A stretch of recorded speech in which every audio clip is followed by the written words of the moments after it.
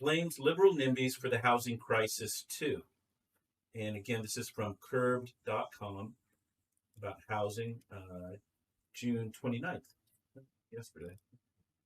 Former President Barack Obama used his keynote talk at this year's American Institute of Architects conference, an industry convention that's trying to stay fresh with famous speakers like Venus Williams and Ryan Coogler, to call out liberal NIMBYs, the kind of people who believe in affordable housing until it's in their neighborhood.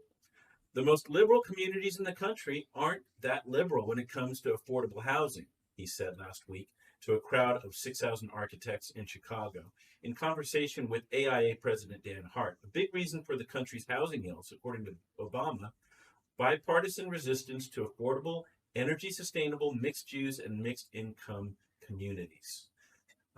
It's a familiar critique. AOC this year launched a pact to support candidates who pledged to create permanent, affordable housing, including by changing policies to allow multifamily housing in affluent neighborhoods. This week's New Yorker cover of 2 neighboring townhouses also inspired a similar debate.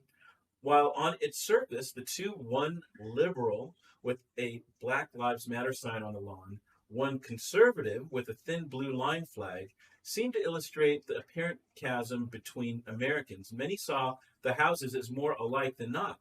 This is in Chicago, and both of these homeowners called their alderman to voice concern over a new multifamily going up on their block because they're worried about parking, commented Chicago architecture critic and Julie Rao. Both homeowners oppose the new apartment building going up down the block, tweeted Ben Furness, executive director of Cornell's 2030 project on climate change.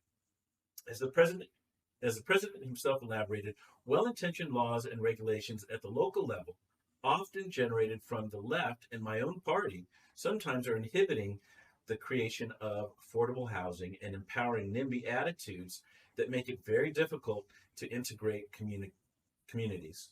And then he's got a Twitter post there of the New Yorker cover.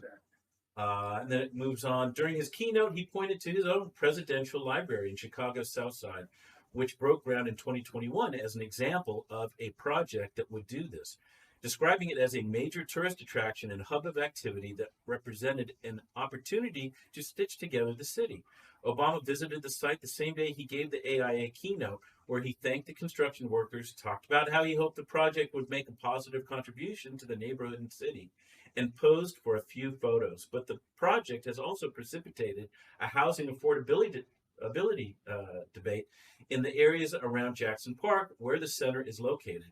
Property values in Woodlawn, a neighboring adjacent to Jackson Park, increased 23% after the center was announced. Rents have gone up too. Local residents worried about losing affordable housing have called for an anti-displacement policy to accompany the development, and tenant activists are demanding the better renter protections. They highlighted the paradox of simply building more such safeguards, since adding more housing and businesses to accommodate the library would, in the end, only push them out. In 2019, in an address to address the housing crisis, his project worsened. The Obama Center drafted a community benefits agreement that proposed guidelines like funding community land trusts and a requirement that 30% of all new units be affordable. Chicago also passed an affordable housing ordinance in 2020 for Woodlawn, but it wasn't as robust as the center's CBA. Nonprofit developers are also desperately buying up apartment buildings to secure low-income housing in the area, while residents continue to fight for stronger protections. Ultimately, the response to the threat of displacement caused by Obama's Southside Center shows us that creating more affordable housing and mixed-income communities isn't just about building more, but must also include policies that will keep low-income and working-class communities in their homes. Squashing NIMBYism in wealthier neighborhoods is a big part of the equation. Obama is right to pinpoint that contradiction in supposedly liberal communities. However, a YIMBY approach on its own won't ever be enough. So, there you go. Wow. It's a very layered topic. I guess I'll start with our we keep growing in size. There's more and more people, and they keep concentrating in city centers. and this is where the issues are. They're less out in the suburbs where there is more space, where many more things could be built at a more affordable rate. The argument I've heard in one of the most gentrified neighborhoods, possibly nationwide, in Echo Park, where I was deeply entrenched, was about people staying in their homes, in their location, like this article is talking about. Um, but I think most people, even in our community, want that mixed dynamic. But there's also a dividing line between what comes with that people don't agree on, you know? Right.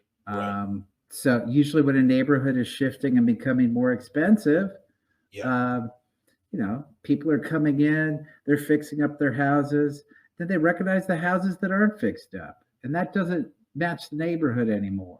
And they're just, gosh, it's another element of our division in our society. All of these shifts in the cost of housing and people living together, where there's a divide between financial dynamics. Yeah. So let me just bring out what I think I heard you say. So you're saying progress is inevitable, and you can't preserve the old completely. There has to be some place there at that divide that acknowledges the progress, but also protects the existing people in some way. Well, is that what you're saying? Yes, but the question that I always struggle with personally, because I personally have not seen politicians craft policy that protects, in my opinion, those that need protecting. It tends to create elements that protect those that, just abuse the system. I do think there should be some mix of old and new, but it's a societal thing. Again, I go to the divisiveness where nowadays, and I like that Obama cites liberals because it's a struggle I've been having for probably five years or so.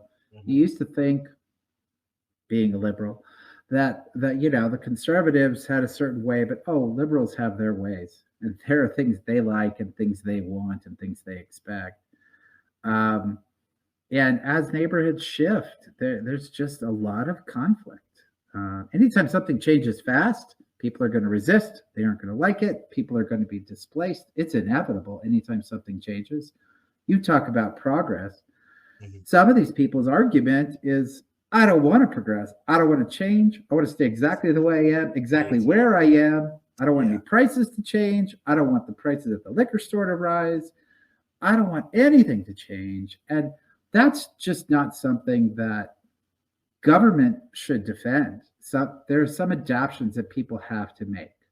And I always feel like the best programs are ones that help people grow into a space and give them some accountability, but opportunity at the same time. The ones that simply divide, like in my opinion, the Los Angeles landlord-tenant policies that have been in place for multiple years now are as dividing groups of people. It's not integrating them. And that's bad policy because of that, in my opinion. A little more effort could have brought people together where both are sacrificing. And without that mindset, this is going to continue to happen as it's happening because it's grown out of the cities and now to the edges, the suburbs. Now secondary communities have exponentially grown and gone up in pricing. Where do people go? It's an issue we deal with all the time in real estate. Yeah. So, well, I forget where I was reading it. Maybe it was in the comments, but certainly some cities I'd like to think are a little bit more progressive about this just by the way they've grown, right? So you've got New York and you've got multimillionaires living next to, some people that don't have that kind of money. It's getting less and less, I know. Well, at being personally involved for 20 years in the dynamics in Echo Park, we have actually approved a tremendous amount of affordable housing. Tremendous amount. But and probably more than many communities in our city. But I will say this, and it's worth pointing out, where did that happen? In the lower priced areas not in the hills with all the single family homes. That's not where they went. Right. So, right. Well, there you go, guys. Obama and the liberal, talking about liberals. Very interesting.